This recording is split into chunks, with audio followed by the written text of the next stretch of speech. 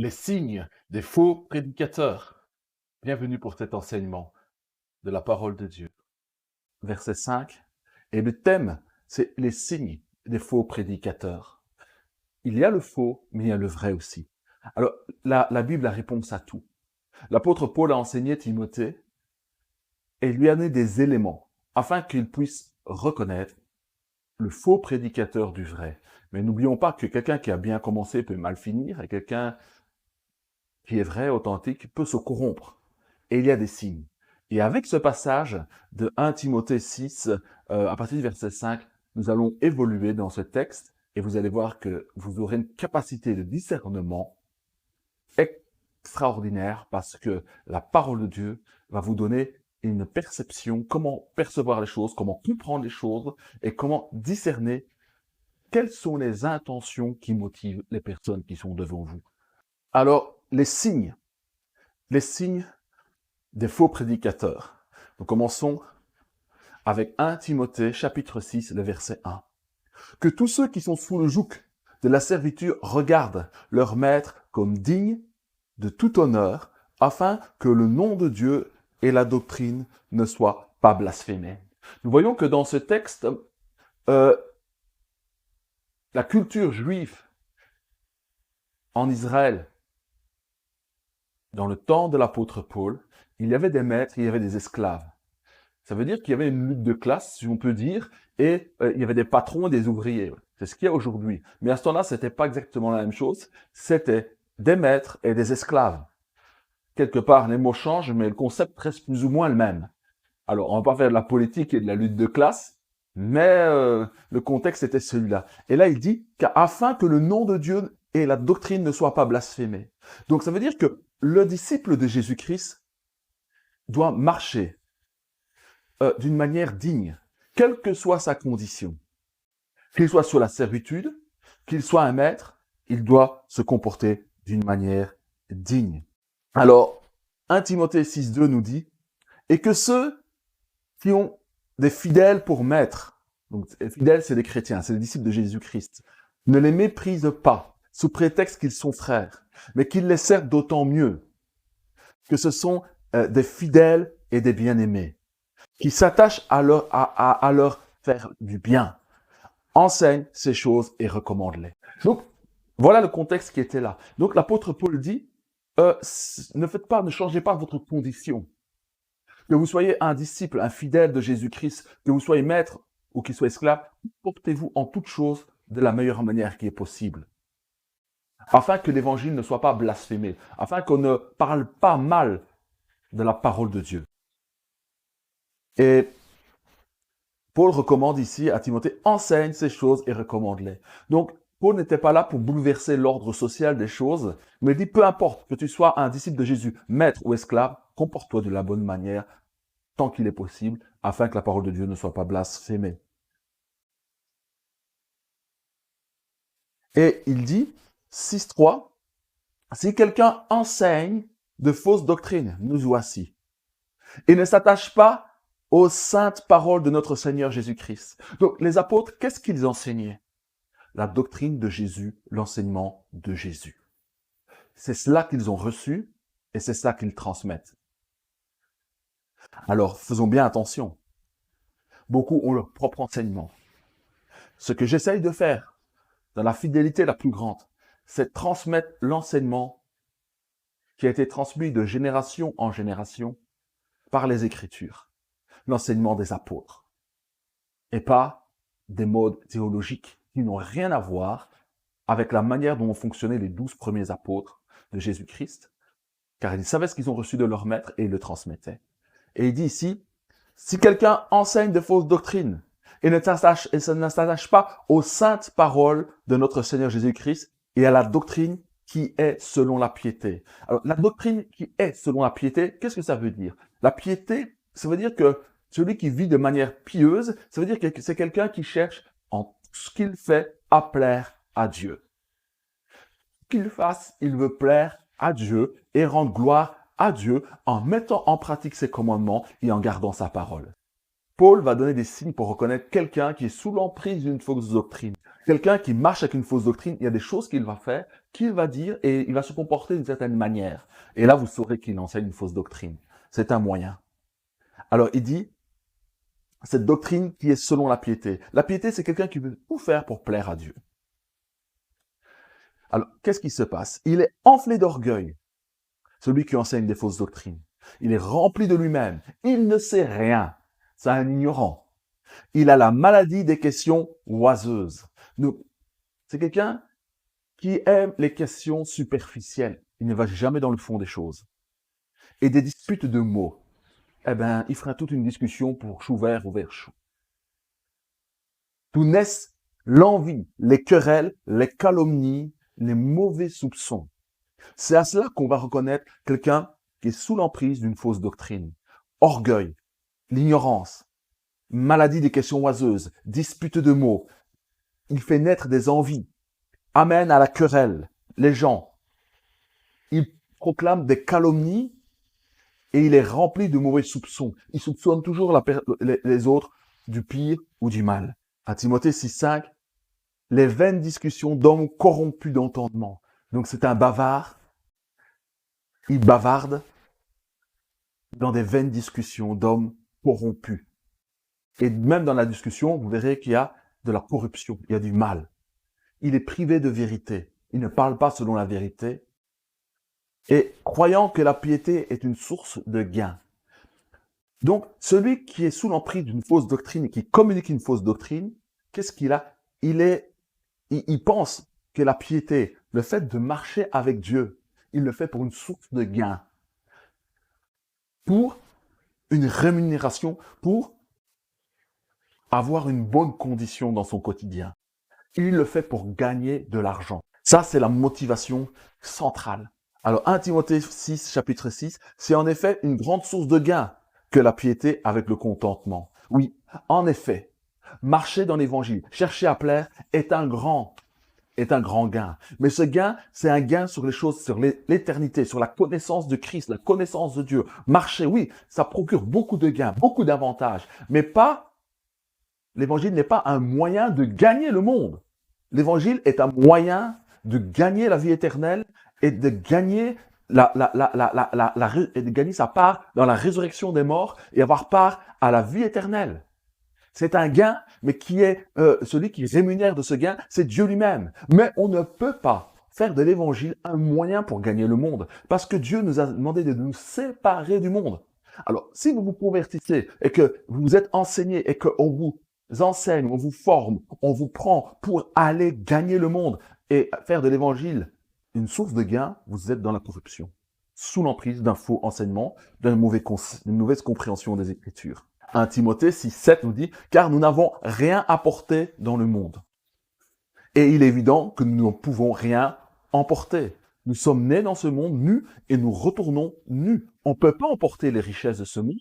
On ne peut pas mettre de l'or dans son cercueil et on va monter avec ses lingots d'or. Ça ne marche pas. 1 Timothée 6, 8, si donc nous avons la nourriture et le vêtement, cela nous suffira. Voilà la parole de l'apôtre. Il dit, si on a la nourriture et le vêtement, cela doit nous suffire. Si nous arrivons à nous nourrir et à être bien vêtus, nous, nos enfants, nos familles, nos proches, nous devons être contents de cela. Cela doit nous suffire. Mais certains vous diront qu'il faut avoir toujours plus.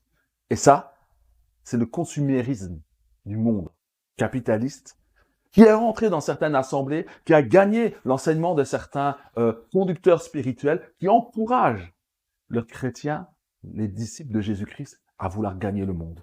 1 Timothée 6, 9, mais ceux qui veulent s'enrichir avec l'évangile et à travers l'évangile tombent dans la tentation, dans le piège et dans beaucoup de désirs insensés et pernicieux qui plongent les hommes dans la ruine et la perdition. Voilà ce que fait celui qui veut gagner de l'argent avec l'évangile de Jésus-Christ. Eh ben, il va tomber dans la tentation, il va tomber dans des pièges et dans beaucoup de désirs insensés. Donc, on remarquera des désirs insensés et pernicieux qui plongent les hommes dans la ruine. Donc, celui qui cherche à gagner, à faire à s'enrichir avec l'évangile, eh ben, la fin de cet homme, ça sera la ruine et la perdition. 1 Timothée 6,10 nous dit, car l'amour de l'argent est la racine de tous les maux.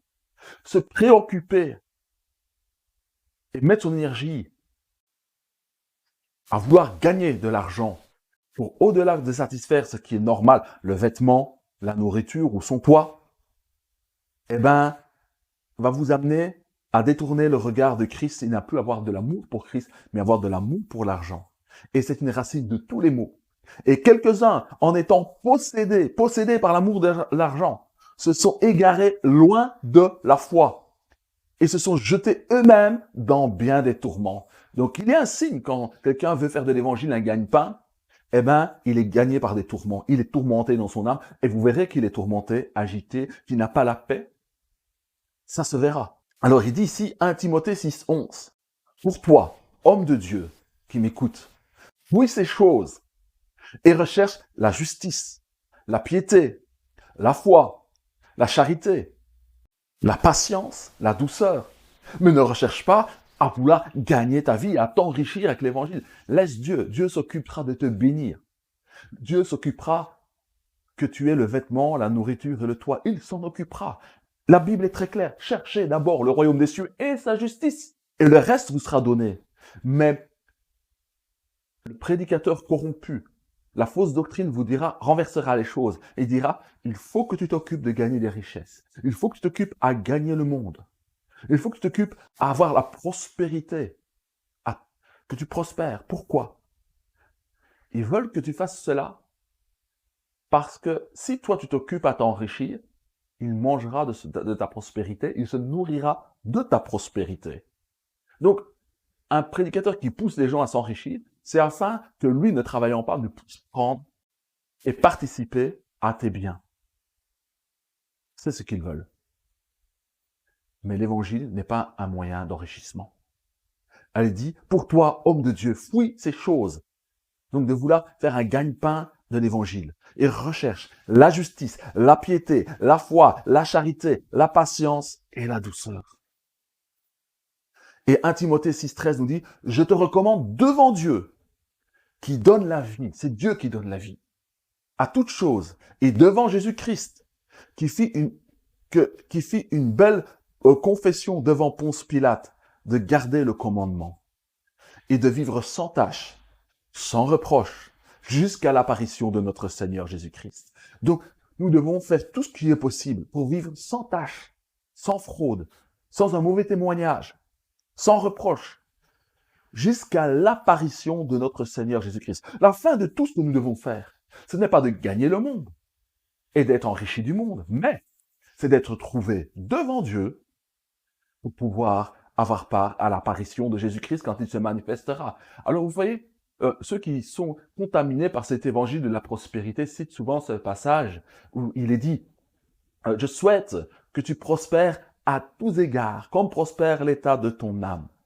Eh bien, parce qu'un homme a dit à un autre, un frère en Christ dit à un autre, « Mais je souhaite que tu prospères à tous égards, comme prospère l'état de ton âme. » Eh bien, ils font de cela une doctrine pour vous dire que c'est une parole de Dieu. Ce n'est pas une parole de Dieu, c'est juste le souhait d'un frère à un autre frère qui dit « Mais moi, je souhaite que tu prospères à tous égards, comme l'état de ton âme prospère. » Qu'il en soit fait selon la faveur et la grâce de Dieu. Mais il ne le pousse pas, il ne l'encourage pas à gagner le monde, à s'emparer des richesses du monde. Parce qu'en faisant cela, on s'égare loin de la foi.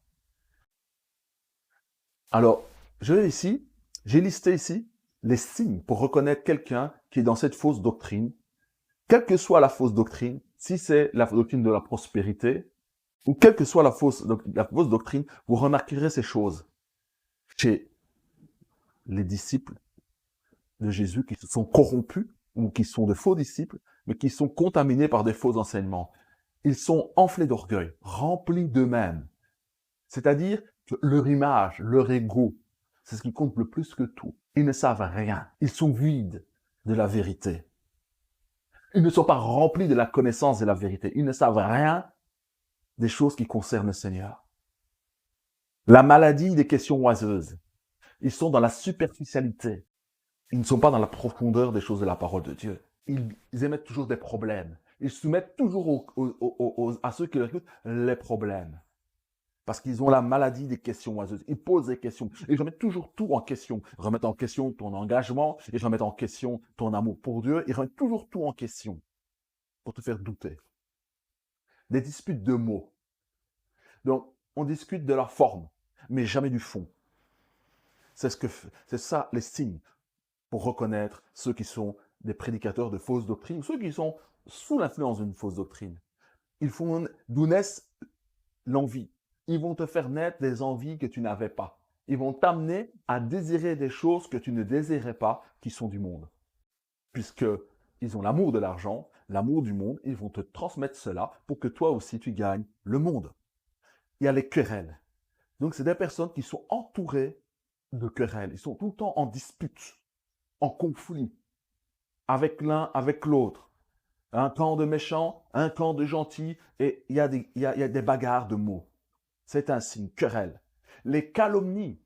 Donc, calomnier, c'est dire du mal de quelqu'un qui n'est pas là. Et ils finissent toujours leur récit de calomnie par des prions pour cette personne, pour essayer de sanctifier le mal qu'il vient de faire précédemment. Les mauvais soupçons. Donc, ils soupçonnent toujours les autres de mauvaises intentions. Voici la liste des signes pour reconnaître quelqu'un qui est sous l'emprise d'une mauvaise doctrine. Conséquences pour la vie de ceux qui vivent dans le désir de s'enrichir. Donc ceux qui veulent s'enrichir, ils tombent dans la tentation. Ils ont des désirs insensés et pernicieux. Ensuite, ces désirs plongent les hommes dans la ruine et la perdition. Leur fin, c'est la ruine et la perdition. Ils se ruinent eux-mêmes. Ils sont égarés loin de la foi. Et puis ensuite, ils sont jetés eux-mêmes dans bien des tourments. Leur âme est tourmentée parce que leur âme est attachée au bien et souvent pour gagner le monde, pour gagner le bien de ce monde, les richesses de ce monde et le fait de détourner les disciples de Jésus-Christ des choses saintes et de la vraie doctrine, eh bien, ils s'égarent loin de la foi parce qu'ils ne sont plus dans la vérité de la parole. Et tout ça conduit au tourment. Voilà mon frère, ma soeur, c'est ce que nous avons partagé dans notre groupe de prière cette semaine, parce que nous avons un souhait de ne pas être la proie des hommes. Après avoir cru à l'évangile de gloire et d'éternité en Jésus-Christ, nous voulons demeurer dans sa parole. Et Christ est très clair. Il a dit, on ne peut pas aimer le monde et l'aimer lui. On ne peut pas aimer l'argent qui est dans le monde et aimer lui. On aimera l'un ou on haïra l'autre. Et certains vont essayer de faire croire que vous pouvez ménager le chou et la chèvre. La chèvre finit toujours par manger le chou. C'est comme ça. Sur ce, mes frères et mes sœurs, je vous souhaite bonne fin de dimanche, une bonne semaine et que vraiment le discernement vous soit donné.